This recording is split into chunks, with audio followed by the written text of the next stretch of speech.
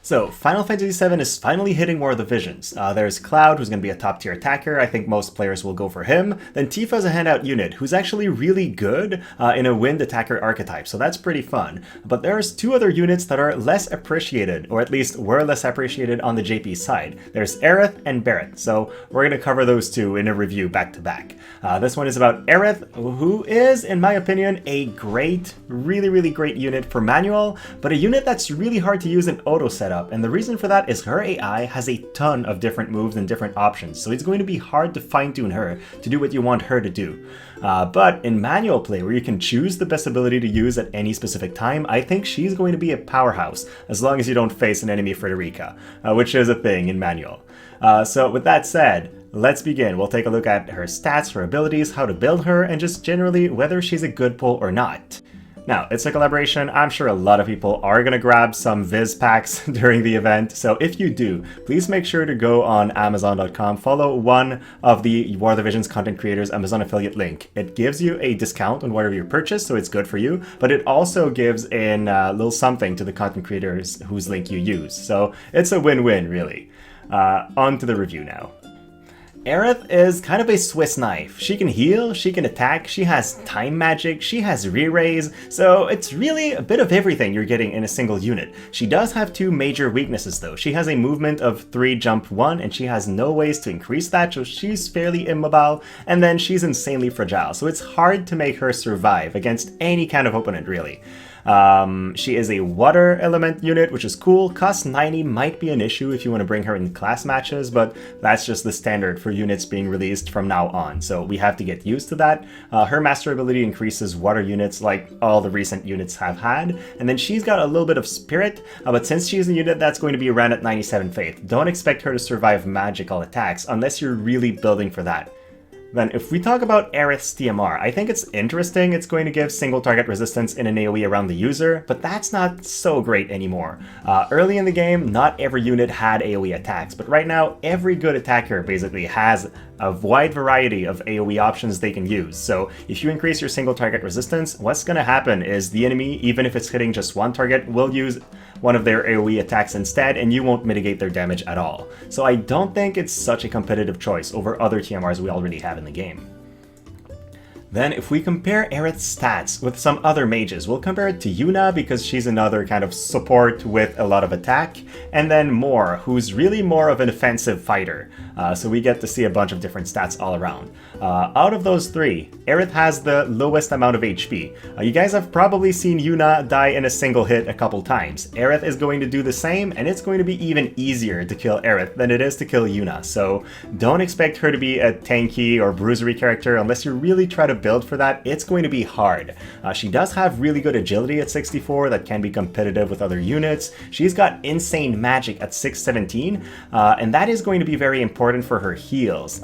It also increases her damage, of course, but since she has so many supportive moves, I think her AI, if you're playing her in a auto setup, will always try to revert to either healing or time magic or whatever else you use, so you won't get that many attacks off. Now, she does have a healing power-up passive in her kit, which is super important because without that, you can't heal characters with like 7,000 HP to full in a single heal. With that and her insanely high magic, she will be able to bring people back to full life, so that's pretty good.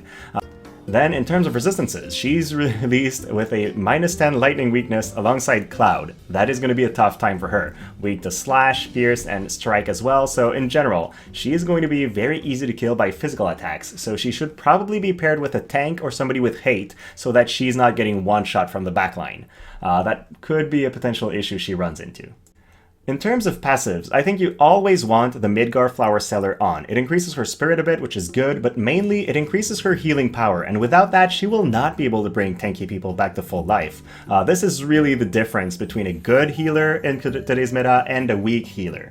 For example, I love using Freyevia a lot, but her healer mode is really weakened by the fact she does not have that, so even if she's at 1000 magic, she rarely heals people for over 3.6k HP, which is not enough to matter rare in today's meta where people hit for like 5,000-6,000 easily.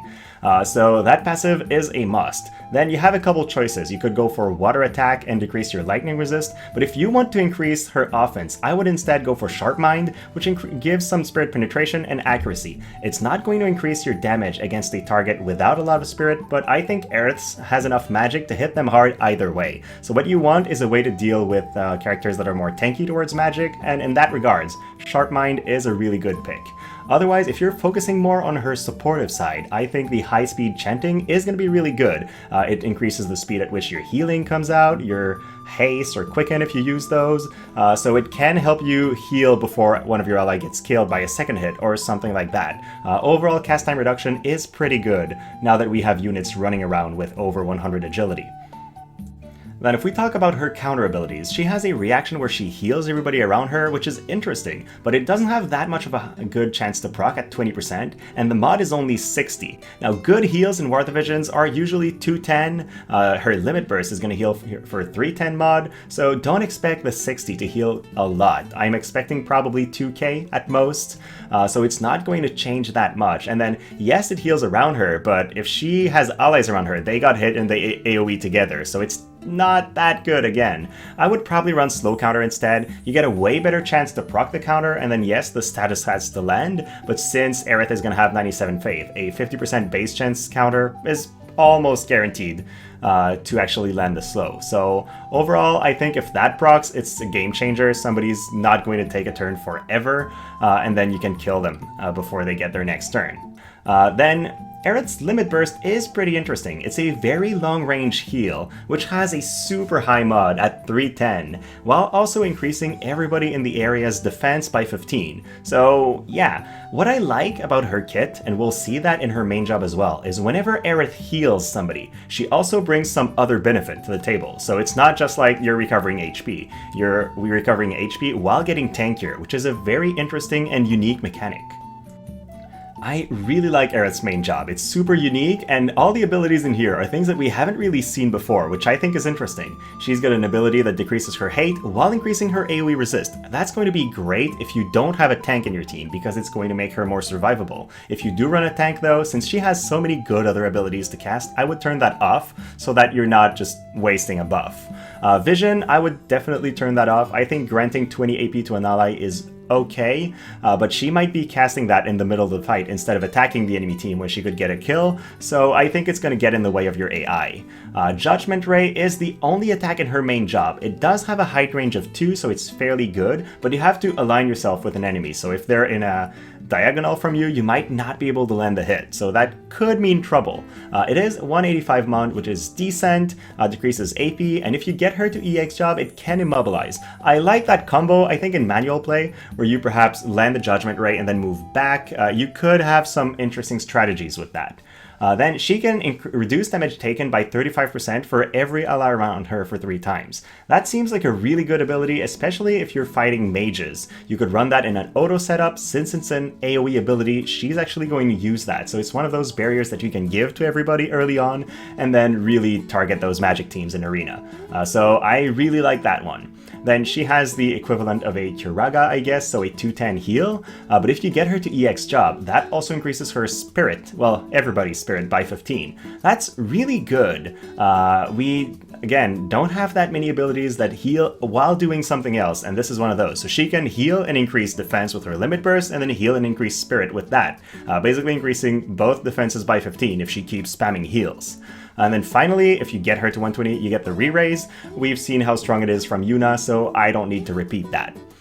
In terms of her sub-job, I don't think it's that good. She does get an attack that has the same pattern as the Arithmetician attack, so it can reach all the way to 6 squares away. But this one has a cast time, which Arithmeticians do not have, so it might not land. And I really like what she gains from her other sub-jobs, so I would not prioritize this one. She also gains access to a single target heal, which is pretty good, which also grants regen, but meh, I really prefer her other sub-jobs. Now, before we move to another page, damage, I do want to point out one weakness of Aerith's main job, and that is the low amount of casts on all her abilities. 1 cast on Reed Race, only 3 on her healing ability, only 2 on her barrier, only 3 on her Judgment Ray. So she is going to run out of abilities to use fairly quickly. If you wanted to use her in something like a guild battle, well, you might end up just in the second fight not being able to attack or not being able to heal anymore. Now, about sub-jobs. Well, she has the Time Mage sub-job. If you've watched my videos, you know this is my favorite. Manipulation of CT is a great tool and an extremely powerful one. Let's just skip to the abilities that I think are going to be impactful. Haste increases your ally speed by 42%, 5 casts. That does give her something to do if she's not in range of the enemy team and your allies aren't damaged, so I like that one a lot. And then you have Quicken, which if you set up your early turns properly, can win you a match completely. Otherwise, you could go for Rune Knight. I don't like those options all that much though, but Drain Evocation is the only ability in her entire kit, basically, that's instant cast and at range. So if you need to do damage right now and cannot wait for a cast time, it is an option you would have, which is pretty fun. And then it also heals her back a little bit and sets her up for the next turn. Not bad, but not that great. She gains access to some slash attack moves, but only in melee range, and we've talked about how squishy Aerith is going to be. If she is in melee range with the enemy team, chances are she's dead before she uses those. I do like the fact that she can decrease water resistance though. If you were running her in a raid or something like that, that could help your team set itself up for even higher damage. So some uses for the Rune Knight sub-job either way. So here's a first build that I really like. I called it the Warden to survive magical attacks. So she could be run with 61 spirit. If she gets herself in her heal, she goes to 76 spirit, which is pretty insane. She still has almost 1200 magic, so she can heal a lot and deal decent damage, and has the utility of time magic on top. That seems like a really good combo to me. Be aware though, if a physical attacker gets to her and hit her, with only 5000 HP, she's gonna go down super easily. Good partners for Aerith are other water units, of course, because you can chain or leverage the fact that somebody like Moore will decrease water resistance and then hit them fairly hard. Characters like Ketone that have good survivability, but no way to increase their defense or spirit in their base kit are going to benefit from her a lot, because she's going to increase those stats and make sure they stay on the field longer, especially if they can use Drain Force in the meantime, like Ketone. Same for Rain, he's a really tanky guy, but he doesn't really boost his own defense or spirit. He has other ways to survive, so if you can increase those stats while healing him back, he'll stay on the field longer and then just perform well overall. Do avoid enemy physical attackers like I was saying, but especially Lightning, Frederica, or Cloud are going to completely obliterate your Aerith, so that's not great. Then somebody like the Black Witch is also probably going to kill her over a couple hits, because even with 61 spirit, she can decrease that by 30 and then hit you through your High Faith. Dwayne, also an issue, he's going to come in, just one-shot you, so yeah, in general, you'll need somebody to tank for Aerith, no matter the build, but this will allow her to survive magical attacks, except from the Black Witch. Then, let's say you want to fight a physical team, especially a slash-oriented one. I feel like there's a good way to build Aerith for those. So with the current build, she would have 48 slash resistance. If you're running her with partners that increase her slash resistance, you could get that way over 60. So that seems like a good way to survive their attacks. You also get 17 defense, but again, only 4700 HP, so fairly squishy in that department. She's still going to have decent offense with about 1000 magic. Good partners for her, as I said, would be partners that increase her slash resist. So somebody like Silma, somebody like Tobi are going to really make sure your Aerith doesn't die too easily. Again though, avoid the same kind of characters, especially like those lightning attackers that have missile attacks. They're going to kill you no matter what. Somebody like Dwayne can reduce your slash resist while still coming in. Somebody like Kingmont or Gilgamesh can do that. So slash resistance build is only good if you're not fighting somebody who's going to decrease your slash resist by 38. Be aware of that.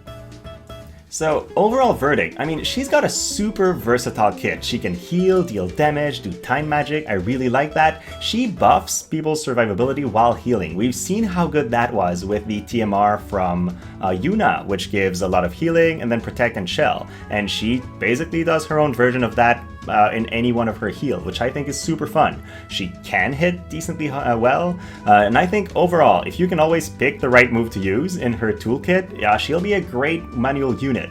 But with so many good options, how is the Odo going to choose? I mean, Odo struggles with using full life at the proper time, and it's not such a complicated choice. So imagine when you have that many options, what are they going to do? Heal, time magic?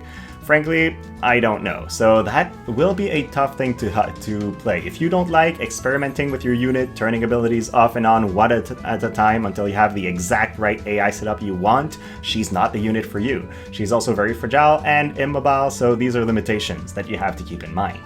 I think she is a PvE wonder. She's going to do every single thing you need except for revive and cure status effects. Every other role she can fill, so that's perfect. She's a super good slot on any team.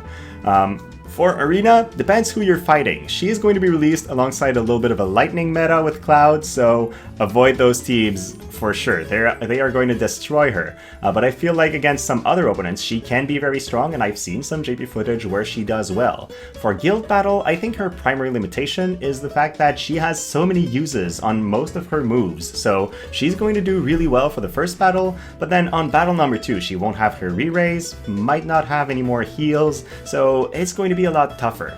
I think, again, manual PvP is where she'll shine the most, alongside manual PvE, so that is a good game mode to use, but if it's in a season where lightning is very prevalent, she will struggle a lot, because again, Cloud, Frederica, she's just going to go down. For Odo PvP, her AI will really struggle with which move to pick, and then you don't get to choose your opponent, so you might still end up fighting a lightning team.